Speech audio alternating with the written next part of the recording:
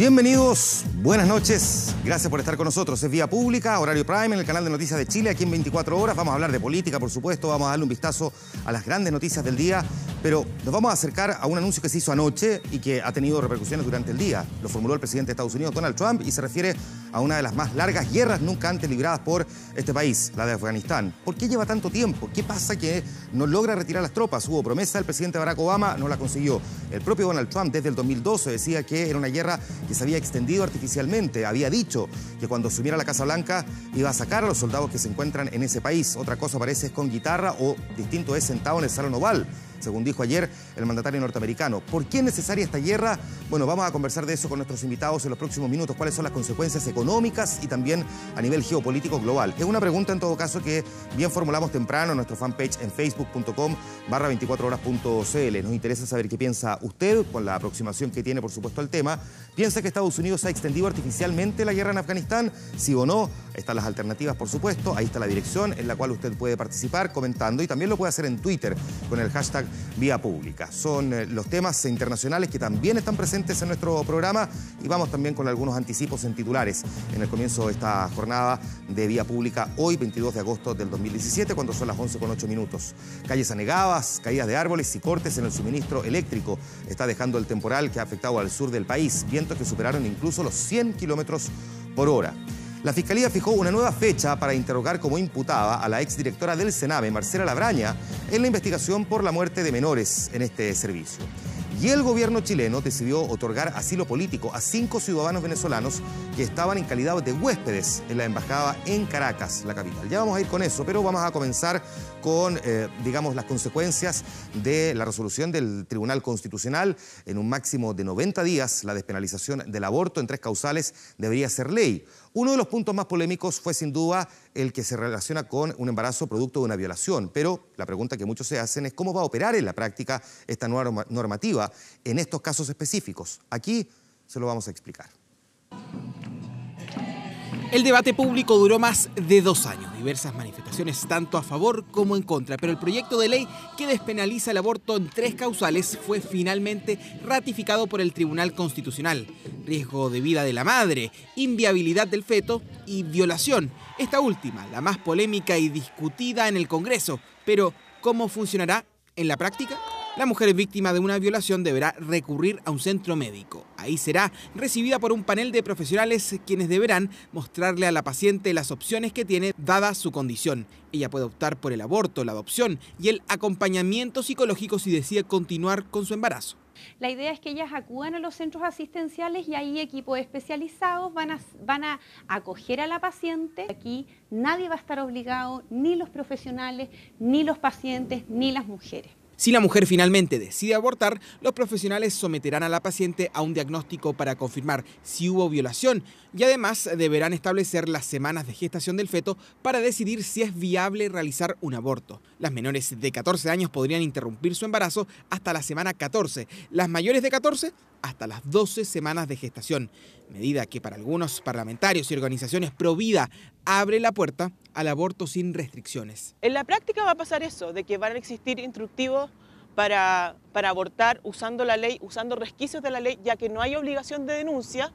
Mucha gente va a sentir que es una herramienta en favor del aborto libre. De cada 100 mujeres que son violadas, solamente hay alrededor de 15 que pueden quedar embarazadas, ¿no? Por lo tanto, hay que empezar a desmistificar toda esta idea que hay de que las mujeres vamos a acudir como locas, digamos, a los hospitales. Antes de que los doctores realicen el aborto, la mujer o niña deberá firmar un consentimiento. En caso de ser una menor de 14 años, este deberá ser informado a los padres, el tutor legal o a un juez. Si la niña tiene entre 14 y 18 años, se informará a un familiar adulto y si es mayor de edad, solo es necesario el consentimiento. Luego de realizado el aborto, el director del centro médico deberá denunciar el caso de violación al Ministerio Público, resguardando la identidad del paciente. La mujer que se realizó el aborto no está obligada a prestar declaración ni de incluso realizar una denuncia, en ningún caso. Ahora, en una investigación por violación, normalmente es muy difícil acreditar el hecho y uno de los antecedentes esenciales para probarlo suele ser la declaración de la víctima. Si la víctima no declara, es muy difícil que ese proceso llegue finalmente a un juicio y a una condena. Esto último, según los grupos en contra del aborto, da paso a la impunidad de los violadores. Genera un espacio de impunidad. ¿Por qué? Porque las víctimas de violación no están en una situación de empoderamiento de sus decisiones, están sometidas a la voluntad del violador, que generalmente es el que mantiene el hogar. Por lo tanto, tienen toda la presión para abortar y ocultar el delito. Lo que se busca es no tener impunidad con respecto a los violadores, sino que tener más herramientas para la búsqueda de quienes son, dar cuenta de ellos y poder sancionarlos y, por supuesto, también proteger a las menores y a las mujeres que han sido víctimas de violación. Así funcionaría la tercera causal de violación para interrumpir el embarazo, la más compleja de todas, la que más roces generó tanto en el Congreso como en la ciudadanía. En un máximo de 90 días será ley. Vamos ahora derechamente con la política. Ayer les contábamos que aunque había asegurado que no iba a ser candidato por Arica como senador, después de que lo bajaron de la competencia por Atacama, finalmente el socialista José Miguel Insulza se inscribió para competir por Arica. El exministro salió hoy a explicar este cambio de opinión tras una tensa negociación de los cupos al Parlamento. Fue la gran sorpresa cuando se cumplía el plazo fatal para inscribir a los candidatos al Parlamento ante el CERVEL, porque después que el PS lo bajó de manera abrupta de la carrera senatorial por Atacama, José Miguel Insulza gritó a los cuatro vientos que por ningún motivo sería candidato por Arica, la región que su partido le ofreció a cambio. Por Arica no voy a ir, no. ¿Su nombre va a estar en alguna lista? No, mi nombre no va a estar en ninguna lista, según tengo entendido. El fin de semana incluso el Panzer difundió esta carta reafirmando que solo sería candidato por Atacama, región en la que llevaba haciendo campaña por 5 meses, y aseguró que cumpliría con la palabra empeñada. Solo unas horas después, Insulza cambió de opinión y su partido finalmente lo inscribió como candidato al Senado por Arica y Parinacota, lo que irritó al PPD, que también lleva candidato en la zona. La gente lo que tiene que evaluar es la coherencia. Él hizo un gárgara de el respeto a la decisión de las bases de Atacama y hoy día termina en las últimas 24 horas yendo a Arica. Gárgaras y por el estilo, no, yo he hablado con la gente de Atacama, ellos saben, conocen la situación y que entienden, naturalmente ellos y yo seguimos de acuerdo en considerar que deberíamos haber llevado un candidato por Atacama, pero eso no ocurrió. Por ello el Panzer tuvo que salir a explicar este cambio. Clave fue, según dijo, el apoyo que le entregó la democracia cristiana. Nunca es bueno cambiar en un mismo día. Pero yo no creo que va a tener un costo por la sencilla razón de que, repito, hay circunstancias distintas. Y el marco en el cual se da esta candidatura es muy distinta de simplemente un cupo más en una región del país. Es un símbolo de una voluntad de unidad unitaria que siempre debe seguir existiendo. El acuerdo implicó retirar de carrera a Insulza de Atacama para facilitar así la elección del comunista Lautaro Carmona a cambio del apoyo del PC a los candidatos del PS en Valparaíso, El Maule y Aysén. Y en Arica, el PC bajó la candidatura senatorial de Carmen Hertz para despejar el camino a Insulza. Siempre hay sorpresa, pero el Panzer tiene una cualidad donde cae bien parado, entonces esto se va a superar muy rápido. ¿Usted en particular va a apoyar el partido, y en esto como partido serio, va a cumplir su compromiso de respaldarlo en la región? El ex precandidato presidencial ahora es candidato al Congreso por Arica y Parinacota. Todo esto en medio de una dramática negociación parlamentaria que verá sus frutos en las elecciones del próximo 19 de noviembre. El Ministerio Público va a fijar una nueva fecha de declaración para la exdirectora del Servicio Nacional de Menores, Marcela Labraña. Esto luego de que llegara atrasada al encuentro. La exdirectora del Sename, que estaba citada para las 10 de la mañana, llegó pasada la 1 de la tarde hasta la Fiscalía Centro Norte tras ser citada en calidad de imputada en el marco de la investigación sobre abusos y muertes en los centros del organismo estatal. A causa de su retraso, Labraña no pudo ser interrogada por temas logísticos y la Fiscalía deberá entonces reprogramar su comparecencia ante el Ministerio Público. Al salir, dio algunas declaraciones. Esto dijo. Tal como lo he hecho otras veces, también voy a declarar, pero la Fiscalía me va a dar una nueva fecha y tal como lo dije también el año pasado cuando vine, creo que es importante poner al centro a los niños y a las niñas, y yo creo que en eso también es lo que yo quiero hacer y colaborar también. ¿Por qué llegó 3 horas tarde? Bueno, es más bien un tema logístico que no va mucho al caso, y vine hoy día, que fue el día que me convocaron. Marcela, pero ¿cuál es su versión respecto a su participación en esta investigación, que ahora sea imputada? Bueno, yo creo que eso es el afán mío de venir hoy día es también ayudar a esta investigación que está haciendo el fiscal, a poner antecedentes en el rol que cumplí en ese momento hace ya más de 1 año y medio atrás, y en la próxima declaración, la próxima fecha que dé la fiscalía, ahí me imagino que se abrirán más antecedentes. Algunos sienten que es injusto y otros que es la única fórmula para que ningún niño sea discriminado. Es el mecanismo de la tómbola para inscribir alumnos en colegios subvencionados o municipales tras el fin de la selección. Nosotros presenciamos este proceso anticipado en un colegio en La Cisterna, mire. Ignacio Ramírez Gómez.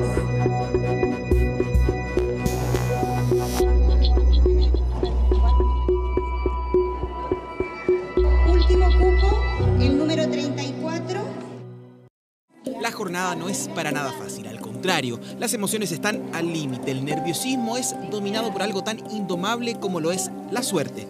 Este centenar de apoderados siente que el azar determinará el futuro de sus hijos, y en cierta medida es así, porque en el Liceo Madre Cecilia La Serie, en La Cisterna, ya no hay selección de alumnos. Todos pueden postular y la forma de escoger a los alumnos es a través de una tómbola, ese temido mecanismo de admisión aleatorio que evita las largas filas en las noches que hemos visto en los últimos meses y que también le da a todos los niños, sin discriminación, las mismas oportunidades de entrar a un colegio.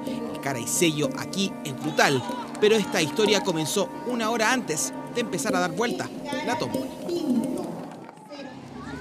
¿Por qué estamos haciendo esta fila?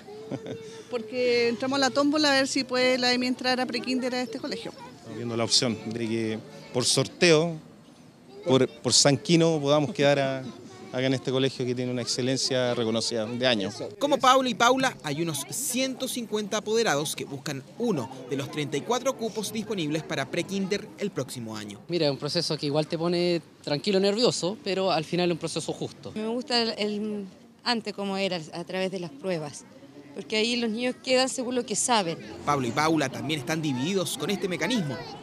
Yo creo que es más justo. ¿Por qué? Porque todos los niños pueden entrar a una educación independiente de sus capacidades o del nivel socioeconómico. No me gusta. Yo creo en la capacidad del ser humano, o sea, desde niño se le educa, se le forma o se le entregan conocimiento y no todos los niños lo reciben de la misma manera. ¿Tú crees que el colegio debe tener libertad de escoger y seleccionar? Sí, yo creo que ningún problema, si es como en la vida. En lo que sí concuerdan es que quieren la mejor educación para su hija Emilia y este colegio les da esa opción. Vamos a las 5:30, vamos a abrir esa puerta y por ahí se va a ingresar. 5:30 en punto y comienza el proceso. Cada apoderado procede a los módulos de inscripción. Y aquí es el padre, el apoderado. El apoderado es el que tiene que hacer el ingreso de la colilla, para que todo sea transparente. Nosotros no tocamos esas colillas, sino que es el mismo apoderado el que la ingresa. ¿Esto es lo que usted coloca en la tómbola? ¿Nerviosa o no? Sí, igual es. ¿Cuál es la sensación? Es que el futuro de tu hijo, entonces si quieres estar en un buen colegio, quieres que quede. Es como que el nombre de tu hijo. Aquí está el nombre de mi hija, los datos y vamos a ver qué pasa. Gracias.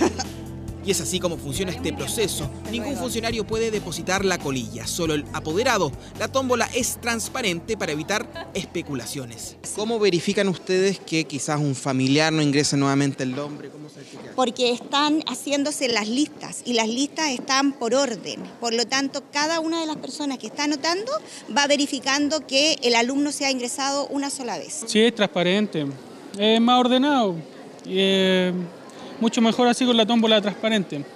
Acá se nota que está ordenado, no hay temas de hacer fila de los papás fuera, acampando, como pasó el año anterior y otros colegios. Todos inscritos, es tiempo del sorteo, pero antes una oración. Divino Hijo, escuchará tus oraciones. Máxima atención para un cupo. Ahora esperar nomás. Nada, pues, la espera es tediosa, la verdad que no sé, insisto, no me gusta este sistema. Suerte.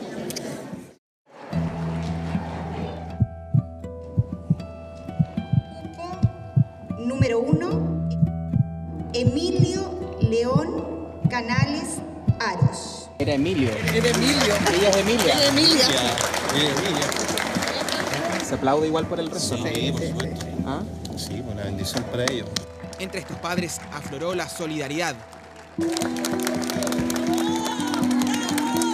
Pero también la frustración de ver correr la tómbola y no escuchar el nombre de sus hijos en la nómina. Caras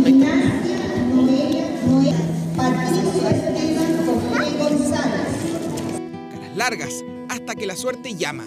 00039. Emilia Antonia Martínez.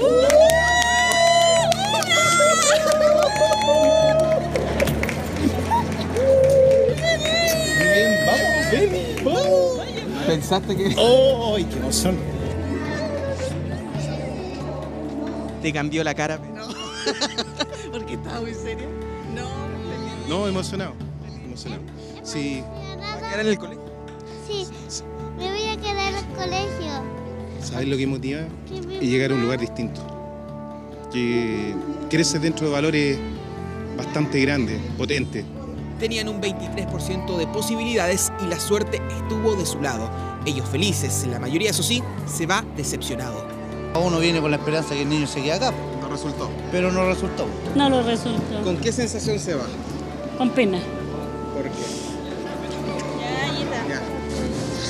Están mis nietas aquí, están las primas y no va a quedar. Gita, ¿de verdad? Hay que seguir intentándolo nosotros. Es el cara y sello de la tómbola, un proceso duro, pero donde todos tienen las mismas probabilidades. Desde el próximo año regirá un sistema de admisión parecido en la región metropolitana. Eso sí, sin tómbola, sino que con un sistema aleatorio a través de una página web. Es lo que sucede en la práctica, con el fin de la selección en los colegios. Voladuras de techos, árboles en el suelo, cientos de clientes sin luz. Estos son los efectos de este nuevo temporal que afectó a 5 regiones del sur del país. Eso a la espera de un nuevo sistema frontal que se calcula podría llegar durante esta misma noche a la zona. Como pueden ver, lo estamos inundando en el boldo.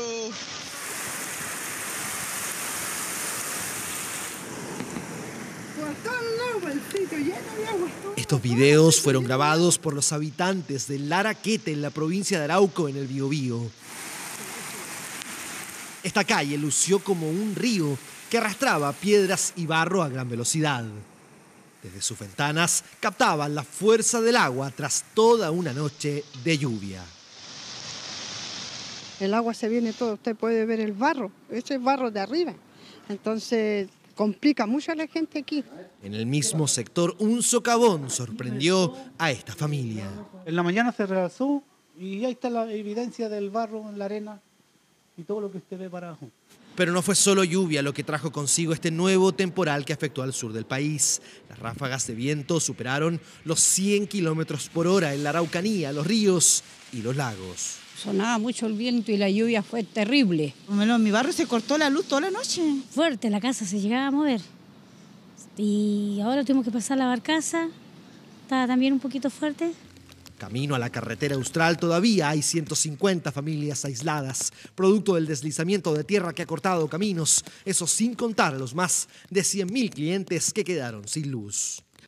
Por eso decidieron suspender las clases al mediodía de este miércoles en la provincia de Chiloé, Puerto Montt, Calbuco y Maullín. Y es que en las próximas horas un nuevo temporal se podría presentar desde el Biobío a la Isla Grande de Chiloé.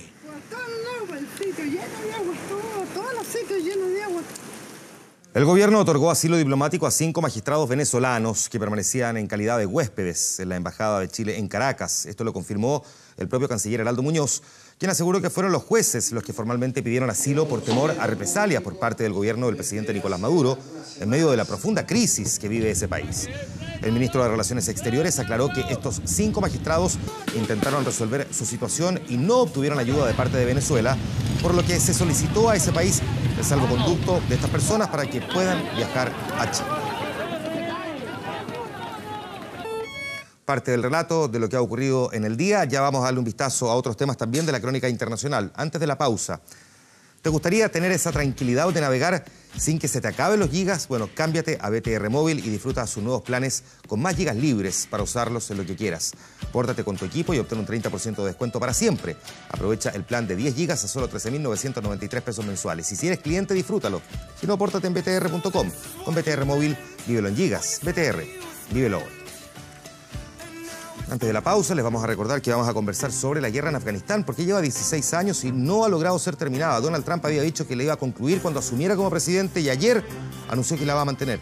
¿Por qué? La pregunta en nuestra fanpage en Facebook, facebook.com/24horas.cl, porque bueno, nos interesa saber cuál es la opinión que tienen ustedes y piensa, por ejemplo, que esta es una guerra que se sostiene artificialmente. También nos puede comentar con el hashtag Vía Pública en Twitter. Nosotros más adelante en el programa vamos a conversar con invitados sobre este conflicto. Eso será en los próximos minutos. A la vuelta revisamos también otros temas internacionales y del deporte. Esto es Vía Pública. Estamos de vuelta de inmediato con ustedes. Esperamos.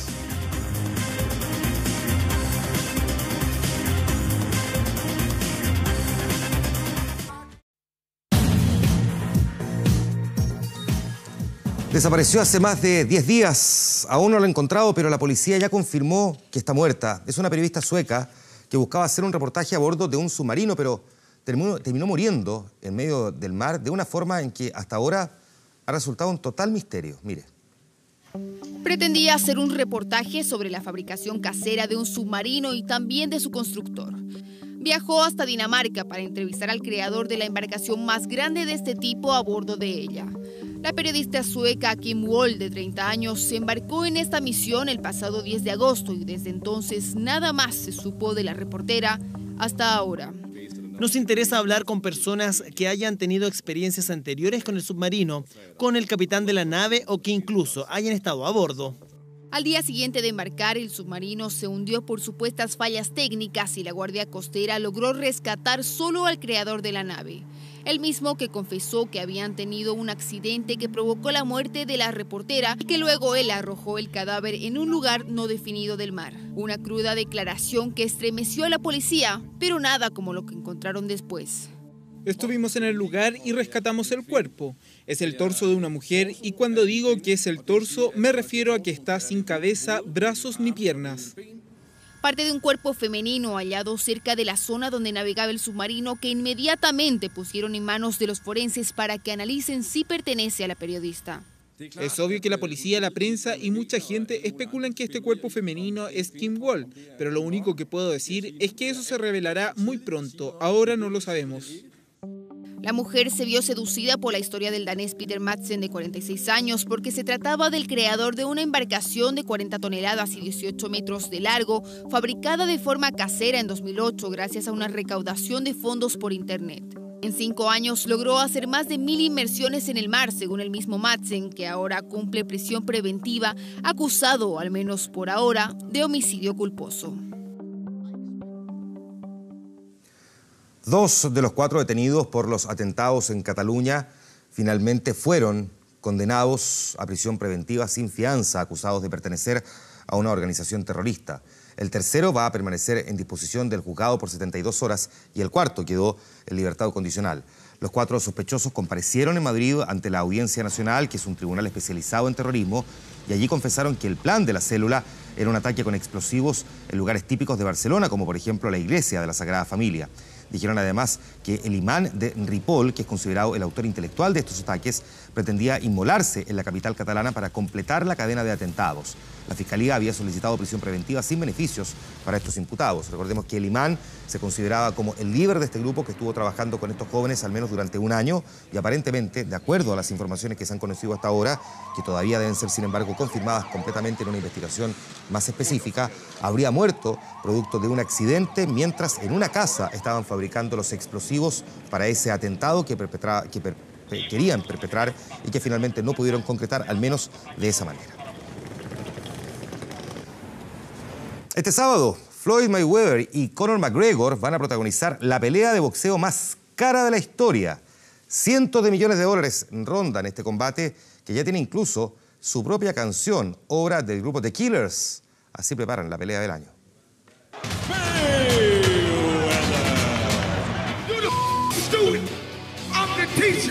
August 26th, I'm gonna take you to school.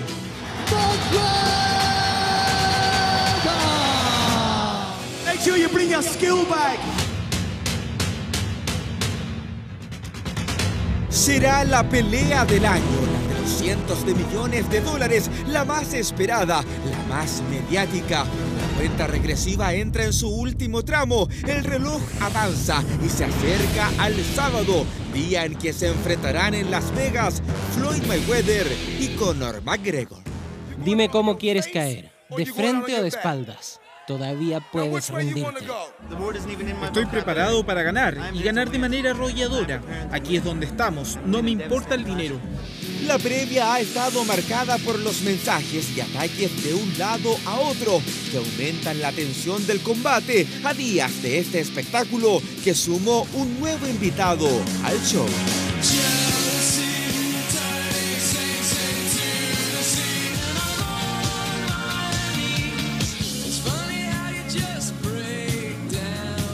La popular banda de rock estadounidense The Killers se sumó a la fiesta. Los músicos lanzaron un videoclip exclusivamente para el choque en su natal Las Vegas.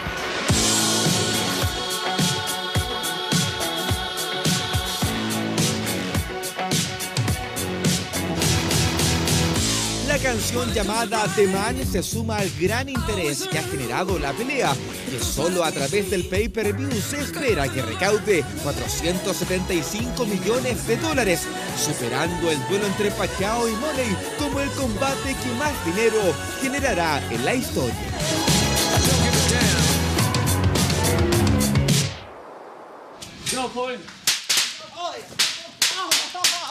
Mientras el extravagante luchador de la UFC divide su tiempo entre distracciones y un arduo entrenamiento, el púgil norteamericano hace lo mismo en la ciudad del pecado, preparándose en su propio club nocturno, pero no de boxeo, sino que de strippers.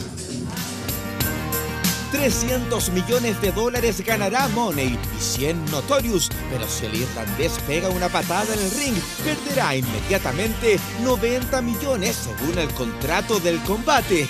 Así se alista el show más grande del boxeo en los últimos años.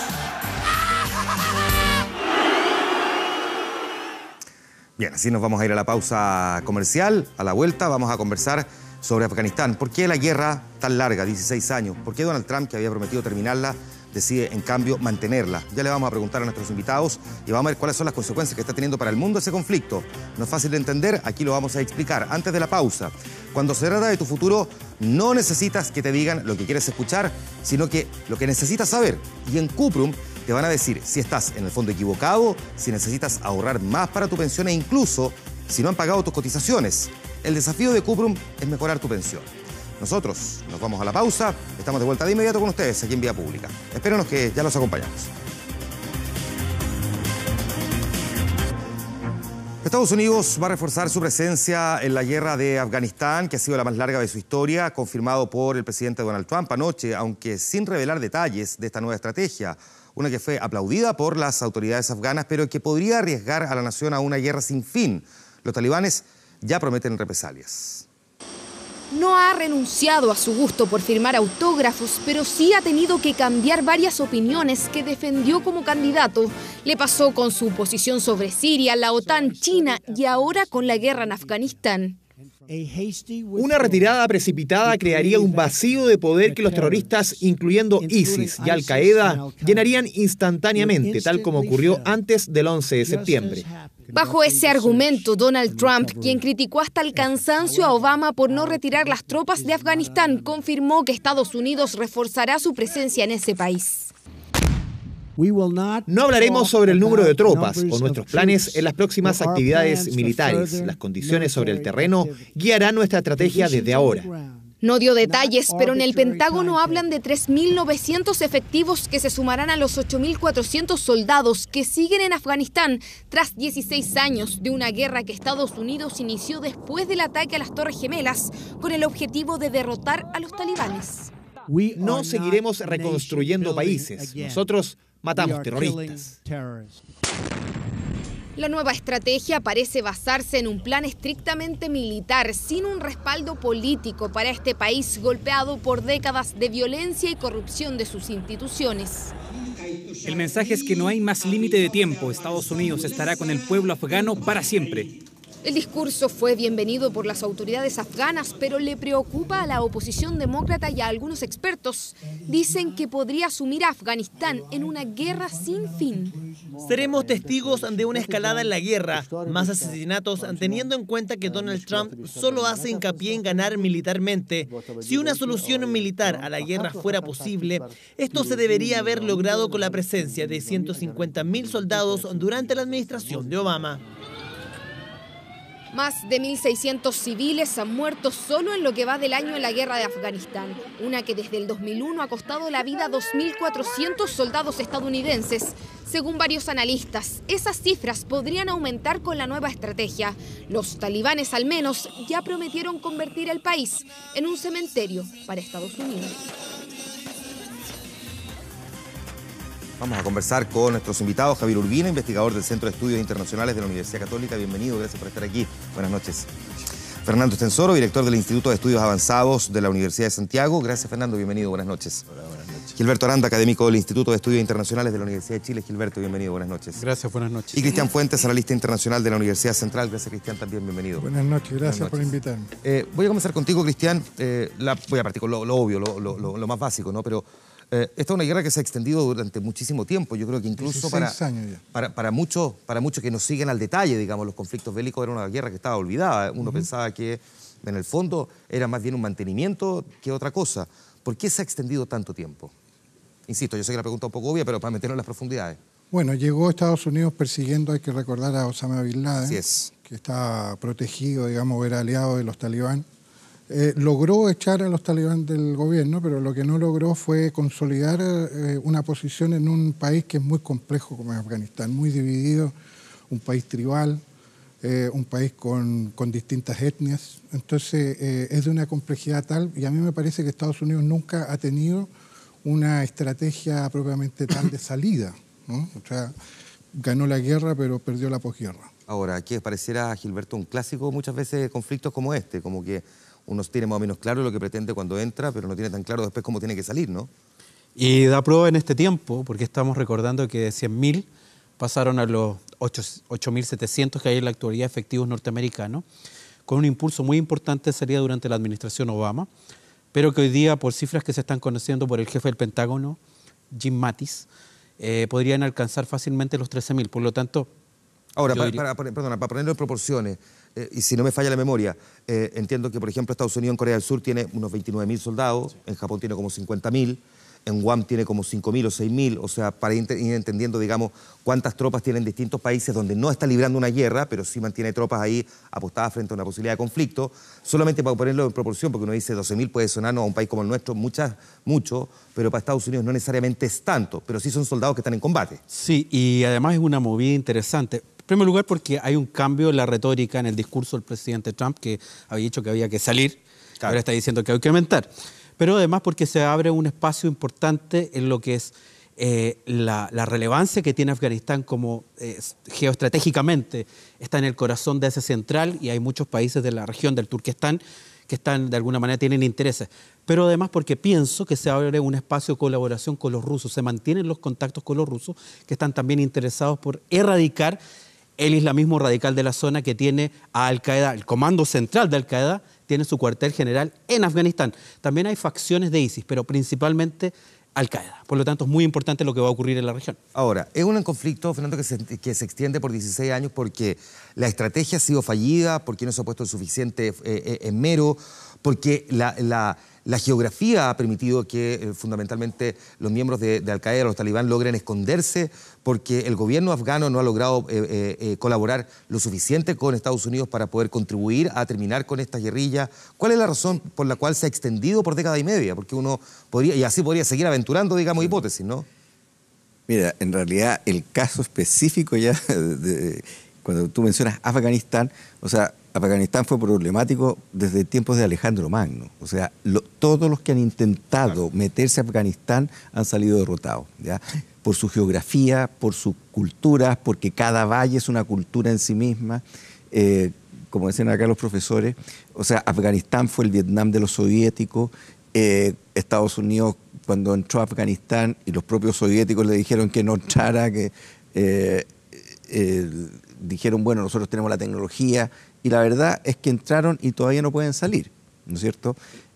Afganistán no lo pudieron controlar los ingleses, no lo pudo controlar el imperio ruso, ¿no es cierto?, en tiempos del siglo XIX.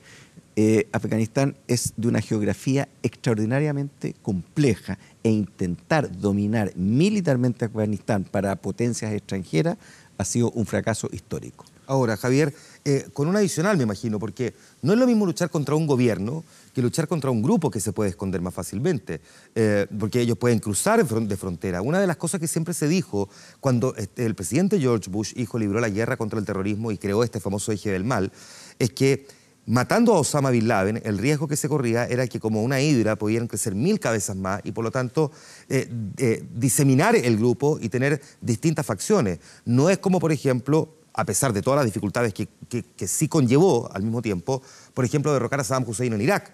Esto, digamos, era mucho más complejo y pareciera que ahora efectivamente esa teoría se está cumpliendo, ¿no? Claro, esta es una guerra bastante menos convencional que eso de Saddam Hussein. Claro. De partida. Entonces, y como se ha dicho aquí, han fracasado los otros intentos, digamos, no es necesario describirla, pero sí anotar un hecho, digamos, la estrategia de los talibanes, ISIS y Al-Qaeda que están allá, es una estrategia que no tiene tiempo, es clásica, digamos, también de estos grupos insurgentes, una estrategia sin tiempo, con débil intensidad militar y aquí viene lo delicado, el terrorismo como una acción que tienen. Entonces, para Estados Unidos significa aguantar esa estrategia sin tiempo, también sin tiempo. O sea, no se pueden ir todavía. Y eso es muy delicado porque es un problema para ellos. Pero yo creo que la estrategia norteamericana, respondiendo a eso, la de hoy, la que salió ayer, digamos, es que dice en primer lugar, Trump dice algo muy interesante, dice, nosotros no vamos a reconstruir o construir países. Entonces, cuando dice eso, implícitamente abandona una parte que era muy propio del accionar norteamericano. Dice, no vamos a reconstruir países, vamos a matar terroristas. Esa es la frase. Esa es la frase. Entonces, ¿eso qué quiere decir? Que abandona eso de vamos a hacer un país al estilo demócrata, con instituciones fuertes, al estilo occidental. Ese ya no es su tema. Entonces, ahí libera parte del esfuerzo, tiene que dejar que los afganos se acomoden entonces, esa es la parte política, y militarmente tiene que actuar entonces ahora sobre esos grupos que son terroristas y que exportan además el terror a Europa y posiblemente a Estados Unidos, ¿por qué no? Ya. Y ahí entonces hay algo que no está dicho, porque lo que nosotros vimos ayer le llaman una estrategia de Trump, pero no es una estrategia, son unos lineamientos generales. Con muy de algo poca que se va a especificidad, hacer. claro. Claro, una estrategia es una forma fundamental de actuar, esa está por verse. Vamos a ver si el Pentágono ha creado algo nuevo para poder luchar en este tipo de guerra, porque lo clásico, convencional o lo típico para esta guerra irregular, hasta el momento no ha funcionado del todo bien. Lo que sí yo concuerdo que es bastante claro, digamos, en este dilema, es que él dice, si nos vamos, y se ha dicho, el hueco o el espacio es llenado por el terrorismo, ya sea el ISIS, que está entrando, tiene 1.500 personas, a 3.000 dicen algunos, Al-Qaeda y bueno, el grupo talibán, que es bastante fuerte. Un detalle breve, que es el terrorismo en Afganistán, en el año 2015, que produzcan los informes que están en el 2016, hablan de alrededor de 4.500 muertes, digamos, en 1.100 ataques. O sea, no sabemos, nosotros en la prensa nos sale todos los días esta información, claro, pero esa es la magnitud.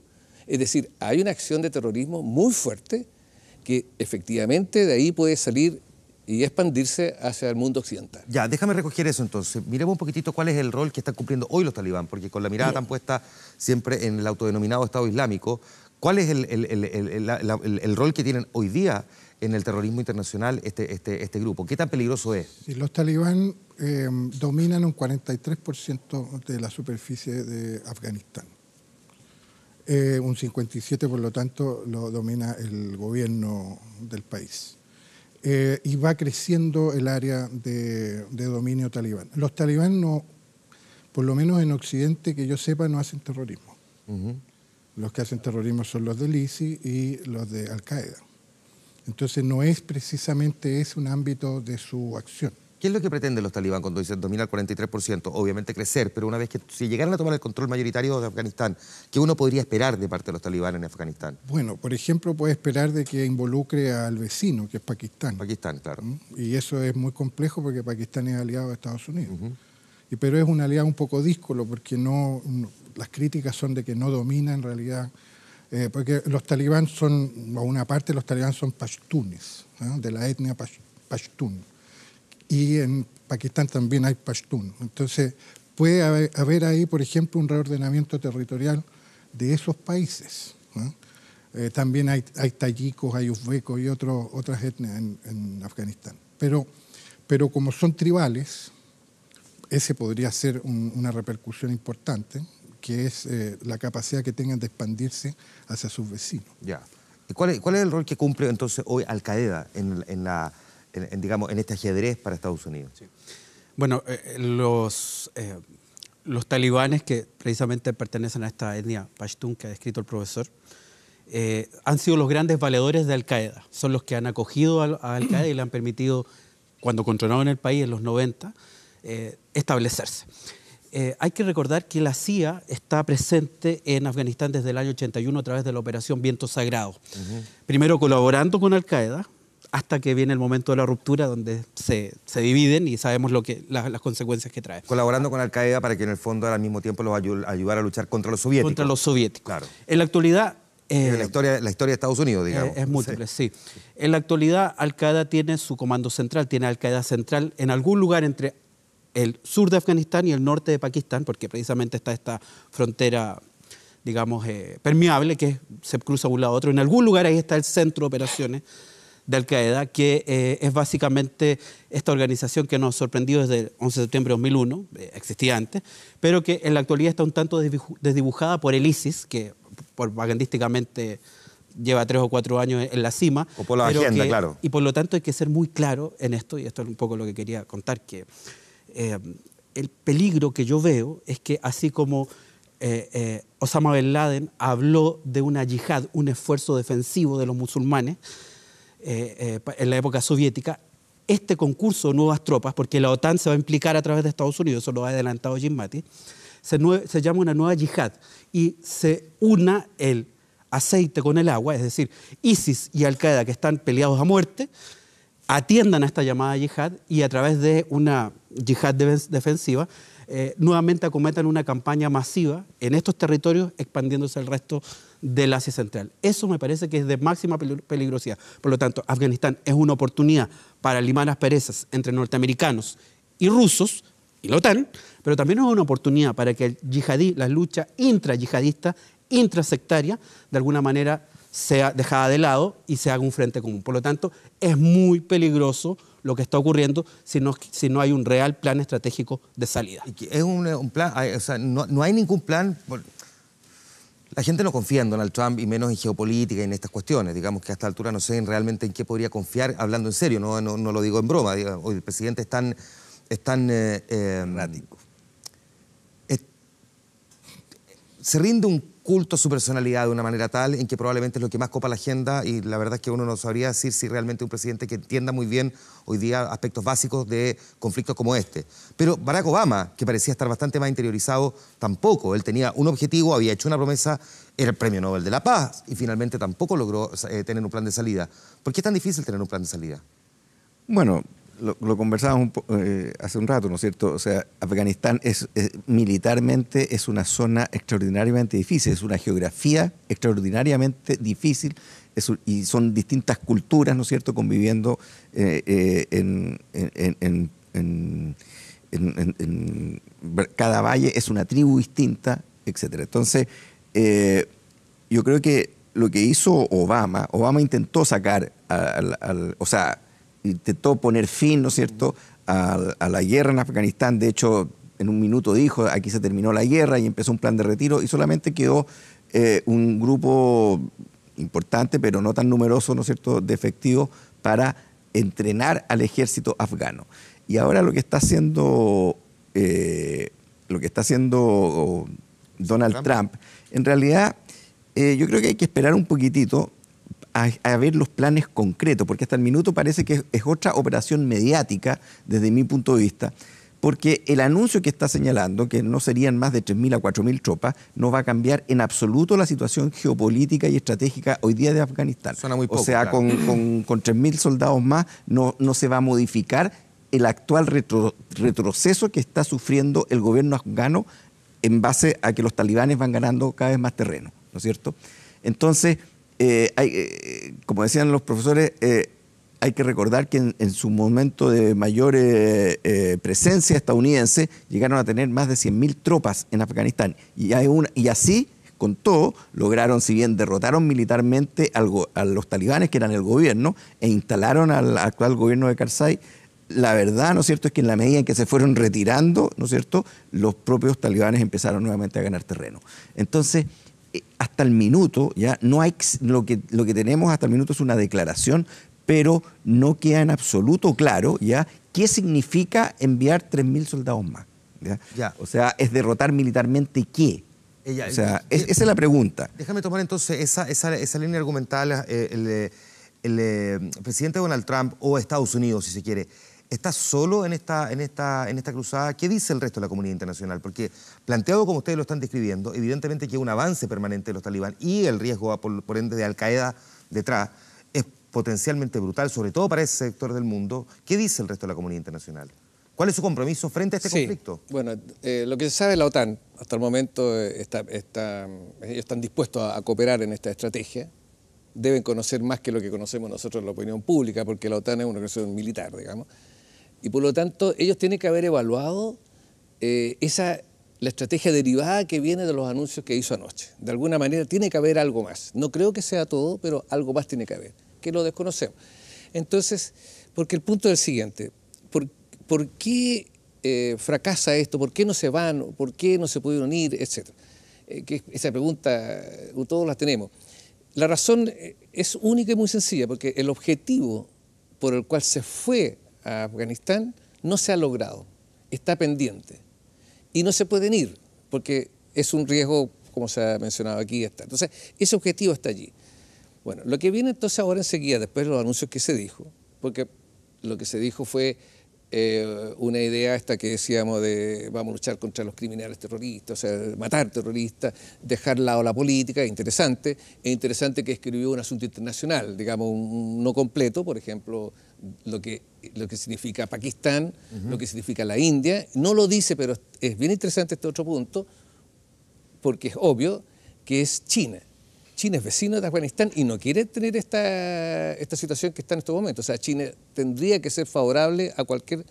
que no se vayan los norteamericanos y dejen esta... Tiene una minoría musulmana claro, en China, hay que recordar eso. Entonces, para ellos es peligroso eso. Estado fallido. Y no quieren tampoco, muy interesante, no quieren tampoco los chinos quedarse con un Afganistán occidental, por decirlo así. O sea, por eso que Estados Unidos les dice, nosotros no vamos a meternos en la política, no vamos a hacer un gobierno.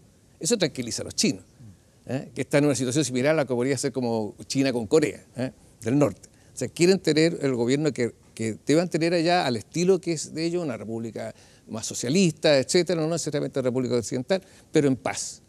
China se mueve con Pakistán, digamos, tienen que pasar por... Entonces, todo eso le conviene a la estrategia norteamericana.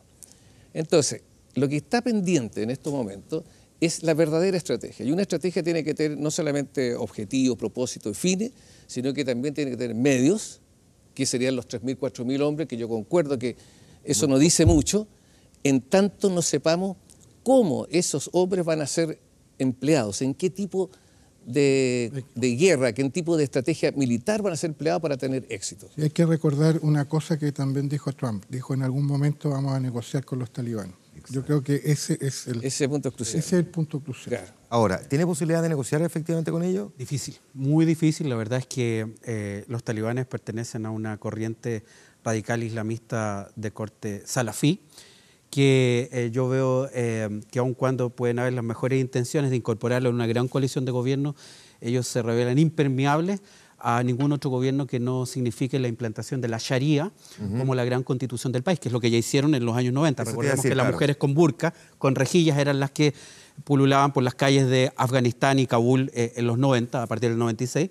Y por lo tanto yo creo que eso es parte también de los artificios de una retórica que busca concitar atención. Por lo tanto yo diría, sí, lo que ha dicho el presidente Trump es, sin lugar a duda, tiene elementos mediáticos, pero también me parece que es la constatación que la verdadera administración norteamericana está en los generales. Está Mattis, Kelly y McMaster, los que están a cargo del Pentágono, el consejero de Seguridad Nacional y el de Departamento de Seguridad Nacional, son los que realmente están liderando la política exterior norteamericana y la política general hacia el exterior, donde Estados Unidos vuelve a lo que ha sido su tradicional política de los últimos 30 o 40 años, no muy diferente a la de Bush, con algunos matices respecto a Obama, pero lo que ha sido la política exterior tradicional. Buen punto porque uno se preguntaría entonces, visto la conferencia de ayer y dado que Donald Trump tenía una opinión diametralmente opuesta antes de llegar a la Casa Blanca de la que expresó ayer, es decir, salirse de Afganistán, ahora ha dicho que no, y reconoce, digamos, que otra cosa es estar sentado en el Salón Oval, que el presidente está escuchando a estas figuras que tú acabas de nombrar.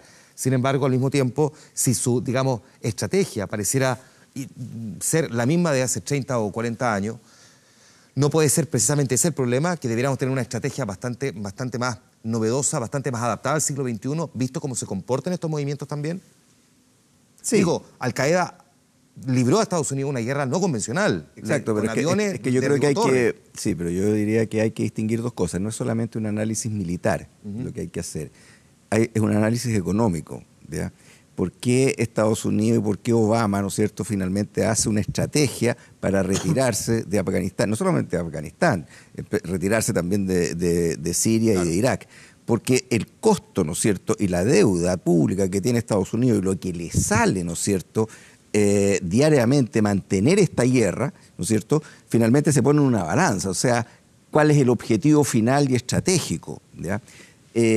Yo diría que hay una presión enorme. De hecho, el discurso, si tú quieres, un poquito bastante básico que tuvo Donald Trump en la campaña, pero en el fondo era por qué seguimos gastando dinero, ¿no es cierto?, en estas guerras, en sostener estos gobiernos que ni siquiera nos quieren, y por qué no usamos ese dinero para desarrollar y volver a hacer a Estados Unidos grande otra vez, que es una retórica bastante básica, pero que da cuenta ya de las pugnas sociales internas propias de Estados Unidos. O sea, Estados Unidos tiene un problema social y económico muy importante, ¿no es cierto? Y de hecho fueron esos blancos pobres, etcétera, los que lo hicieron ganar en Pensilvania, incluso en los estados industriales de tradición demócrata. Bueno, ¿qué te quiero decir?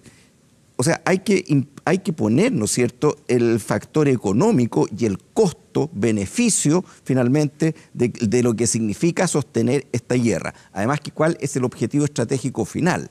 ¿Ya? Por eso digo, yo creo que esto...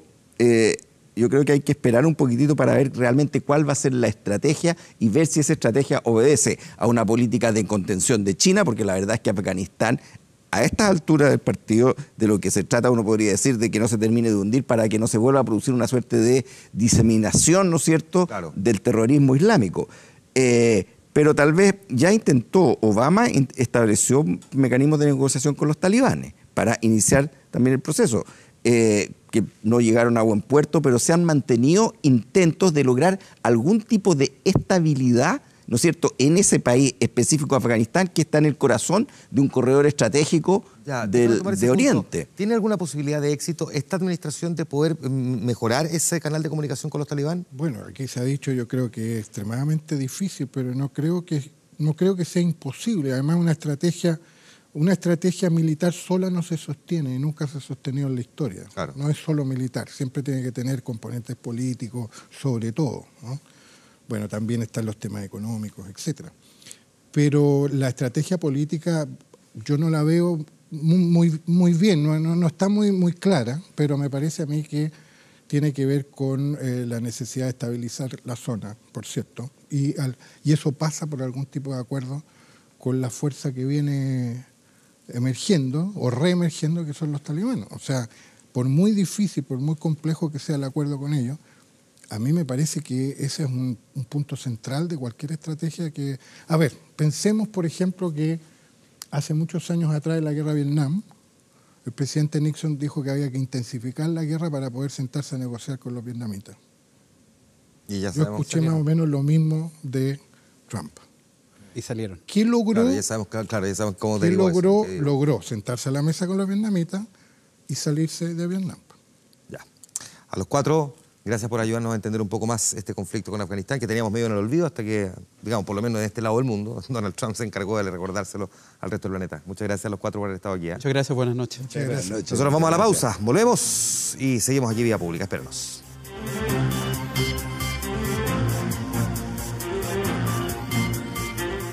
Terminando nuestro programa, algunas cosas para destacar. Primero, la respuesta a nuestra pregunta a propósito del tema que conversábamos recién y que teníamos en nuestra fanpage en facebook.com/24horas.cl. ¿Cree que Estados Unidos ha extendido artificialmente la guerra en Afganistán? Y aquí está la respuesta de ustedes. Sí, un 84%, no, un 16%. Nuestro portal 24horas.cl destaca entre varias noticias que los diputados postergaron para septiembre la votación sobre el proyecto de las universidades estatales. Desde la Federación de Estudiantes de la Universidad de Chile, sin embargo, volvieron a catalogar el proyecto como un retroceso. En el consorcio de universidades estatales se valoró en todo caso que se proponga un conjunto de universidades sometidas a la responsabilidad del Estado. El detalle del por qué lo encuentra en nuestro portal 24horas.cl. A esta hora en Santiago tenemos una temperatura que llega a los 7 grados, una décima, está nublado y se espera para este día miércoles cielo parcialmente nublado, 14 grados de máxima, y lo mismo se espera para el día jueves. Terminamos con la música del grupo La Ley, la canción Día Cero, nombre que, digamos, adoptan los integrantes históricos de La Ley sin Beto Cuevas para generar un grupo que se llama Día Cero, todo junto. Mauricio Clavería, Pedro Fugone, Rodrigo Oitiz, Luciano Rojas, a quienes suman como vocalista a Ignacio Redart, el vocalista del grupo de Plugin, para formar esta nueva banda. En el fondo es La Ley sin Beto Cuevas, para que se entienda así en simple. Un grupo que fue presentado en todo caso ya en sociedad, si se quiere, en la cumbre del rock chileno a comienzos de año, pero que ahora van a tener momento para tocar y lo van a hacer en el aniversario número 24 de la discoteca Blondie el próximo 17 de septiembre. Entiendo que en la página web de la discoteca Blondie se venden las entradas para quienes quieran ir a ver a esta agrupación con tan talentosos músicos que son los que estamos recordando en este video que se llama Día Cero y que corresponde al histórico La Ley. Así estamos terminando. Les agradecemos el que nos haya acompañado a esta hora. Mañana estaremos al aire con El Informante. Que estén muy bien. Descansen. Buenas noches.